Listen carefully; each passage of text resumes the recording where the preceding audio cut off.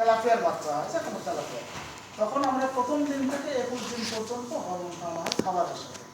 এবং এইটা কিন্তু একটা নির্দিষ্ট মেয়াদের পরে এই হরমোনের ইফেক্টটা চলে যায় এবং তারপরে কিন্তু মাছের অলরেডি ডিম চলে আসে। স্যার ওই মনোসেক্সে যদি খাবার কম দেয় ওই 100তে ডিম দিবে, আবার যদি নিয়মিত খাবার দেয় মানে খাবার দিনে দুবার থেকে 3বার দেওয়া লাগে, তাহলে তো সামথিং রেটটা কম। হ্যাঁ, ডিমটা কম দেয়। আর যদি খাবার যদি না দেয় ওই সপ্তাহে 1 দিন দিল 2 দিন দিল ওই 100তে ডিম দিবে। আমার মনে হয় যেটা যে বাংলাদেশ মাছ উৎপাদনে বিশেষ করে মিঠা পানির যেটা আমরা চাষ করছি প্রাকৃতিক উৎস থেকে আমাদের যে চাষে যেটা পাচ্ছি সেই চাষে বাংলাদেশ মনে হয় বহির্বিশ্বে এখন তৃতীয় বা চতুর্থ স্থানে অবস্থান করছে। কয়েকদিন আগে দ্বিতীয় হচ্ছে তার অর্থ হলো যে আমাদের তারপরেও আমরা কিন্তু যেটা হলো এখনো মাছ আমদানি করা বন্ধ হয়নি। মাছ আর আমদানি হয় না। কিছুদিন আগে তো আমি দেখলাম যে বাজারে আপনার ইয়াদে যশোর সাতক্ষীরার যে ঘুমরা আছে, ঘুমরাতে আগে আসতো কিন্তু এখন আর আসে না। মিয়ানমার থেকে কিছু রুই কাতলা উদ্বৃত্ত বেশি এখন আমাদের যে কথাটা বলা মানে আসলেই প্রয়োজন সেটা হলো যে আমরা সবাই ডিসিশন করি, সেটা হলো সরকারি প্রতিষ্ঠানও করি, সরকারি বডিও করে, আমরা সাধারণ মানুষজন সবাই মিলে কিছু ডিসিশন নেই। আমাদের কিছু তড়িৎ ডিসিশন যেটা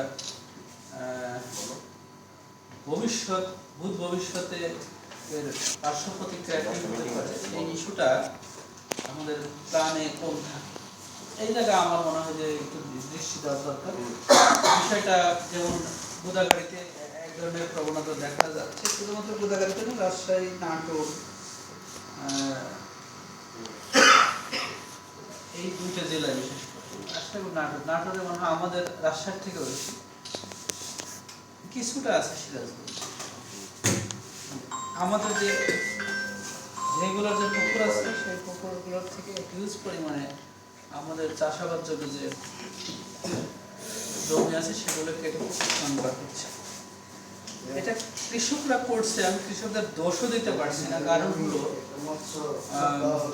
মৎস্য যে তারা প্রোডাকশন যেটা পাচ্ছে সেটা তাদের আউটপুটটা বর্তমানে বেশি আসছে। কিন্তু আমাদের অদূর ভবিষ্যতে কথা যদি চিন্তা করি, সামনে আমাদের যে খাদ্য নিরাপত্তা ইস্যু আছে সেখানে আমরা মাছে ভাতে বাঙালি এই কথাটা যেরকম সত্য, কিন্তু শুধুমাত্র মাছ আমাদের প্রধান খাদ্য এইরকম ইস্যুতে যদি কখনো পড়ে এটা আমাদের জন্য খুবই একটা এমব্রেসিং সিচুয়েশন তৈরি করে। কারণ হলো আমরা ভাতের সাথে মাছ খেতে পছন্দ করি, মাছের সাথে ভাত নয়, দুটি কিন্তু আলাদা জিনিস। যে আমাদের প্রধান খাদ্য ভাত, তাকে সুস্বাদু করার জন্য বা একটা সাপ্লিমেন্টারি হিসেবে মাছ খাই। কিন্তু অনেক দেশে আছে, নরওয়ে সহ বেশ কয়েকটা দেশ আছে, জাপান, তাদের মূলত মেইন খাদ্য মাছ, মাছের সাথে তারা অন্য কিছু খায়। আমাদের এখনো খাদ্য তৈরি হয়নি। ওদের এটা সম্ভব কারণ ওদের হিউজ পরিমাণে সমুদ্র আছে চারদিকে এবং সমুদ্রের অনেক বড় বড় মাছ আছে এবং উৎস আছে হিউজ। আমাদের উৎস আছে কিন্তু আমাদের উৎসগুলো এখন অনেকটাই পরিবেশের বিপর্যয়ের কারণে মুখের মুখে। আমাদের যে প্রাকৃতিক উৎসগুলো, যে নদীগুলো আছে, যে পরিমাণ মাছ এখানে ধারণ করার কথা, নদীর বিভিন্ন ধরনের ব্যবহার এবং নদীর সংকোচন, পানির প্রবাহ, আনুষঙ্গিক পরিবেশ প্রতিবেশের বিভিন্ন ইস্যুতে একটু বরাবর ফোন দিচ্ছেন। হ্যালো, এই তো তোমার আমি 10 মিনিট পরে ফোন দিচ্ছি। তো যেটা ওদের জন্য যেটা সম্ভব বা হয়তো অভ্যস্ত, সেই ক্ষেত্রে আমাদের এই ক্ষেত্রে সতর্ক হওয়ার প্রয়োজন। আমাদের প্রধান খাদ্যশস্য সেগুলো সেটা যে ভূমিতে উৎপাদন হয় সেই ভূমিকে আপনার পুকুর বা জলাশয়ে রূপান্তর করা এটা মোটেই অনুচিত।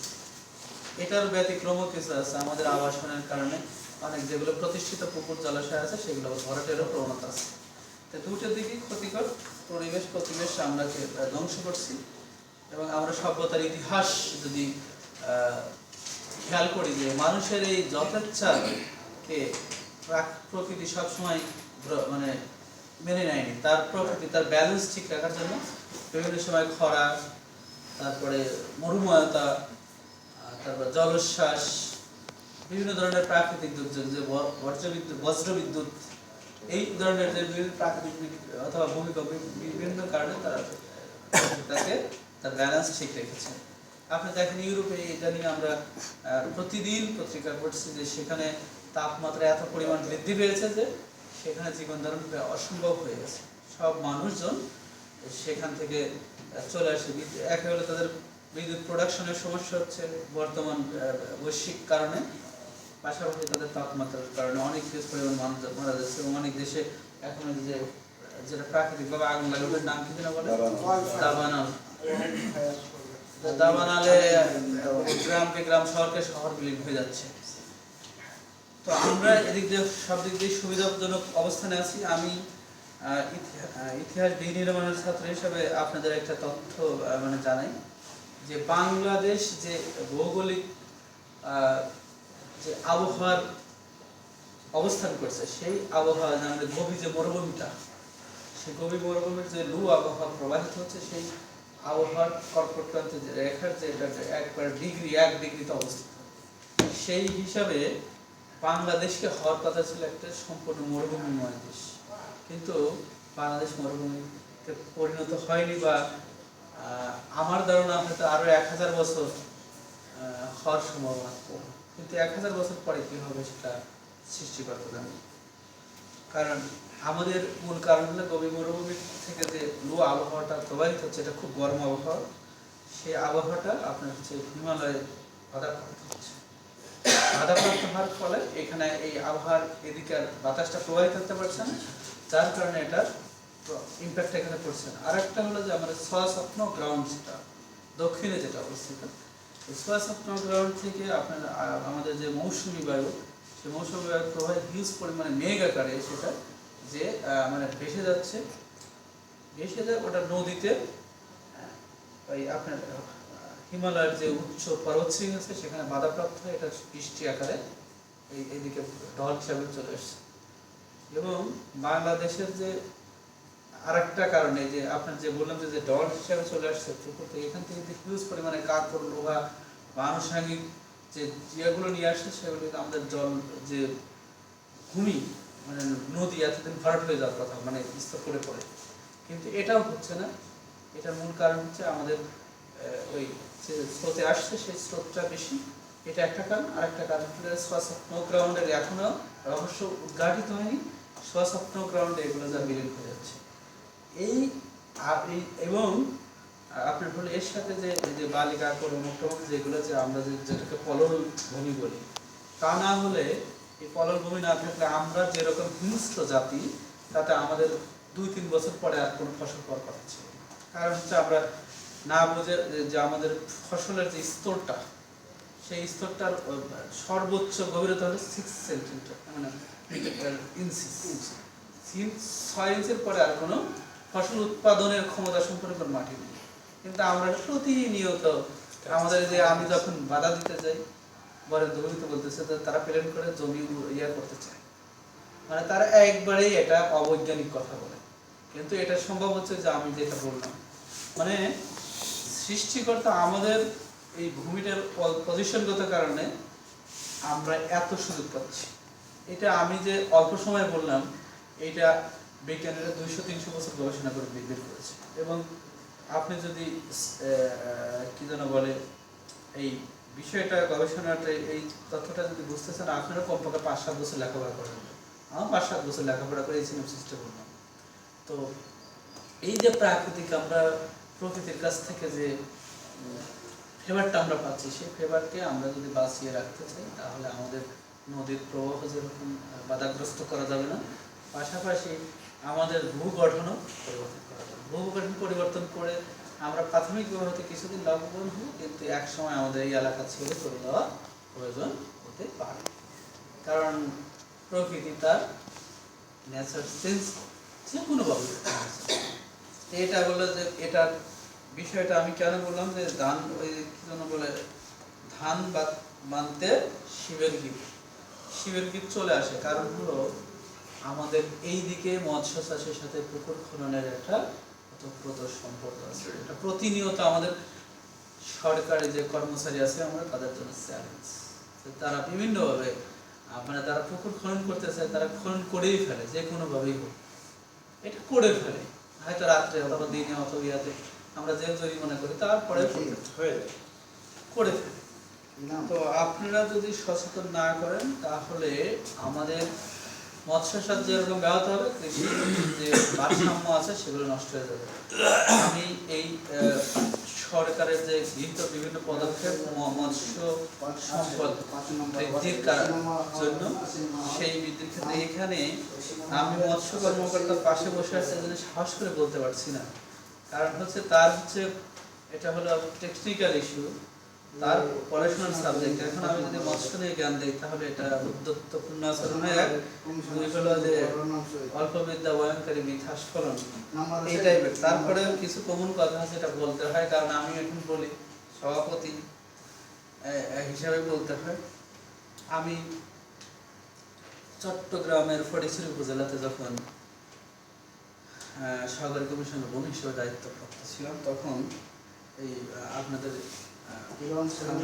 যে স্বাদু পানির সবচেয়ে বড় উৎস কোন নদীকে বলি আমরা? কি নদী বলেন?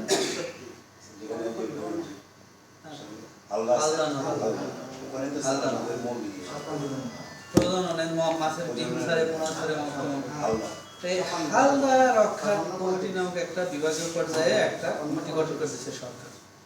সেই বিভাগীয় কমিটির বিভাগীয় কমিশনার, যেহেতু হালদা চট্টগ্রামের 3টে উপজেলার ভিতরে প্রবাহিত হচ্ছে, মানে আমাদের চট্টগ্রাম জেলার 3টের কথা বলছি, খাগড়াছড়িরও আছে। চট্টগ্রাম 3টের উপজেলার একটা ছিল আমি যে উপজেলায় চাকরি করতাম ফটিকছড়ির ভিতরে, সভাপতি আমি ওই কমিটির সদস্য ছিলাম। তো ওখান থেকে বিস্তারিত আলোচনা করতেন যারা চট্টগ্রাম বিশ্ববিদ্যালয়ের মৎস্য ডিপার্টমেন্টের সমুদ্র বিজ্ঞান এরা যারা পড়াশোনা করতো, এরা এইসব নিয়ে আলোচনা করতেন। এটা আলোচনাটা খুবই অল্প সাথে মাসে একবার করে হতো। আমি মেলাবার গেছি, এখানে মৎস্য উৎপাদনের ক্ষেত্রে যে অভয়ারণ্য বা মৎস্য মাছের যে মাছের ডিম থেকে পোনা হওয়ার জন্য যে পরিবেশটা প্রয়োজন, সেই জায়গায় খুব স্রোত থাকতে হয় এবং পানির গভীরতা থাকতে হয়। এটাকে কুম বলে। কুম কিন্তু আমাদের রাজশাহীতে আছে। এখানে আমাদের যে 3-4 প্রজাতির মাছ, বিশেষ করে আমাদের পাঙ্গাস, যে পাঙ্গাস এটা, তারপর বাগায়, বোয়াল, এই ধরনের মাছ, বিশেষ করে পাঙ্গাস, বড় আকারের পাঙ্গাস এবং বাগায়ের প্রিয় খাদ্য হল ইলিশ মাছ। এটা আমার মৎস্য কর্মকর্তা ভুল হলে বলবেন যে আমি হয়তো অন্যদিকে বলছি। তো এই ইলিশ মাছ খাওয়ার জন্য যখন ইলিশের সিজন আসে তখন কিন্তু ওই খুম থেকে বড় বড় মাছগুলো বাড়ি বের হয়ে আসে, ওই সময় আমরা ধরা পড়ে। আমি এই কথাটা কেন নিয়ে আসলাম যে আমি জয়েন করলাম 2020 সালের 3 ডিসেম্বর। আসার কিছুদিন পরে শুনলাম যে এখানে হিউজ পরিমাণে বাগার ধরা পড়ছে, তারপরে আর মাছ ধরা পড়ছে। আমি আর এখান থেকে 5 কেজির উপরে কিনছি, প্রায় 6 কেজির ওজনের আর মাছ কিনছি। বাগার তো 15-16 কেজি দেখছি, মানে শুনেছি 120-130 কেজিও হয়। আমি অবশ্য পাইনি। বোয়াল মাছ আমি 14-15 কেজি তাই অ্যাভেলেবল। এই যে বাগার, পাঙ্গাস, বোয়াল, বাগার, তারপরে এই ধরনের আপনার হচ্ছে বাসা মাছ, এটা 4 ধরনের বাসা মাছ আমি এখান থেকে কিনেছি। একটা ছোট সোনালী মুখী ছোট বাসা, একটা একটু বড় সাইজের লাল পায়রলা বাসা, আর একটা হলো এমনি সাদা ইয়াটা রেগুলার বাসা, আর একটা হলো গাইরা বাসা। এই 4 ধরনের মাছ কিন্তু আমি এখান থেকে কিনেছি। তারপরে আমি চিংড়ি পেতাম অ্যাভেলেবল, 2-3 ধরনের চিংড়ি। তারপরে আপনার বেলে মাছ, তারপরে নদীর ট্যাংরা, কালীবাউস, রুই, কাতলা, এই যে কয় ধরনের মাছগুলো, এই সব ধরনের মাছ আমি এখান থেকে কিনেছি। এমনকি বাইন মাছও কিনেছি, বড় সাইডের কালা বাইন যেটাই আছে ওটা কিনেছি। কিন্তু আমি এই গত 6 মাসে অনেকবার চেষ্টা করেছি যে বাজার থেকে আমি মাছ সংগ্রহ করতে চাই, হঠাৎ করে পাওয়া যাচ্ছে না। কেন পাওয়া যাচ্ছে না? এটা আপনি আমাদের এখন সতর্ক হওয়ার সময় এসেছে। এই জায়গায় আমি কাজ করার জন্য মৎস্য কর্মকর্তাকে রিকোয়েস্ট করি যে এটার কারণটা কি, সম্ভাব্য কি কি কারণ হতে পারে এটা খুঁজে বের করা, যদি আমাদের প্রতিকারের আমাদের কোনো ব্যবস্থা নিতে পারি বা আমাদের হাতে যদি কোনো কিছু থাকে সেটা করার চেষ্টা করা। কারণ এই প্রজাতির কমপক্ষে আমি আসার পরে 20 থেকে 30 প্রজাতির মাছ আমি এখান থেকে রেগুলার কিনছি, কিন্তু এখন বাজারে পাওয়া যাচ্ছে। আমি যেটা শুনলাম যে আমাদের মৎস্য কর্মকর্তা মহোদয়ের কাছে আমি শেয়ার করেছি যে এখানে অতি মুনাফালোভী কিছু জেলে আছে। তারা করে কি একটা নির্দিষ্ট এরিয়াতে তারা জাল লাগিয়ে করতে, তারপর ওর ভিতরে এক ধরনের কীটনাশক বা কি ধরনের ছাড়ে, সেটা চিংড়ি মাছ, বিশেষ করে চিংড়ি সহ এই ধরনের যে মাছগুলো আছে সেগুলো দুর্বল হয়ে যায় আর নড়াচড়া করতে পারে না, তখন টেনে তারা তুলে ফেলে। এবং যেটা ওটা বলেছে যে কুম নাকি মানে বললো যেটা কুল, এমনিও আমি দেখছি, আমি নিজেই দেখেছি যে ধরনের যে মহানন্দা এবং চাঁপাইনবাবগঞ্জের সামনে যে চাঁপাইনবাবগঞ্জে ঢুকলো যে মহানন্দা, ওখান থেকে আমি এবং ওসি সাহেব, আগের ওসি সাহেব খলিলুর রহমান পাটোয়ারি যখন ছিল, আমরা খবর পেয়ে আমরা গেছিলাম, তো যেয়ে দেখলাম যে এই ঘটনার সত্যতা আছে। আমাদের দেখে তারা খুব দ্রুত জাল, মানে আমাদের নৌকাটা আসলে হয় কম শক্তিশালী ছিল অথবা ওদের সাথে এদের যোগ সাজস আছে, কারণ যে ইয়ে চালাচ্ছে মানে এটা নৌকা যাচ্ছে না, ওরা তো চলেছে, আমরা মানে ওর যত এইভাবে ওর নৌকা বলা সারিয়ে সেতু করেছে, যাই হোক পালায় চলে গেছে। আর ভারতের ভিতরে ঢুকে গেছে, তখন তো আমরা ঢুকতে পারবো না, ওরা ঢুকলে পরে আমরা ঢুকতে পারবো না, ওদের জীবন বাজি নিয়ে ঢুকছে। আমি আইন শৃঙ্খলা বাহিনী নিয়ে ঢুকলে আমার তো রাষ্ট্রের কাছে তো ধরতে পারিনি।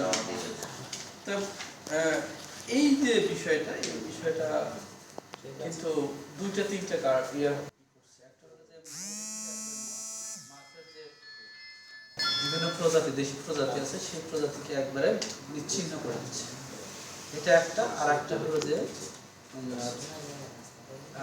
আমরা যে মাছটা খাচ্ছি মনে করছি প্রাকৃতিক উৎসের মাছ, এটা খুব সুস্বাদু এবং এটা নিরাপদ, কিন্তু এইরকম যে হলে পরে আমার ধারণা এটা নিরাপদ নয়, কারণ কীটনাশক খাওয়া মাছ নিচ্ছে আমাদের নিরাপদ মাছ নয়। মানে আমরা মানে প্রাকৃতিক উৎস মাছ খুব সুন্দরভাবে কিনে নিয়ে আমরা সরাসরি বিষ খাচ্ছি, এই জিনিসটি একটু দেখবেন।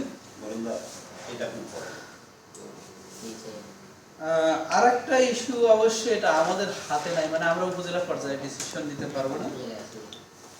আমাদের ইলিশ মাছ সুরক্ষার জন্য আমাদের জেলেদের ভিতরে যে ভর্তুকি দেওয়ার ইস্যু আছে, আমি ক্ষোভের সাথে গত বছর বলেছিলাম যে আমি কোনো যে এখানে ভর্তুকি দেবো না।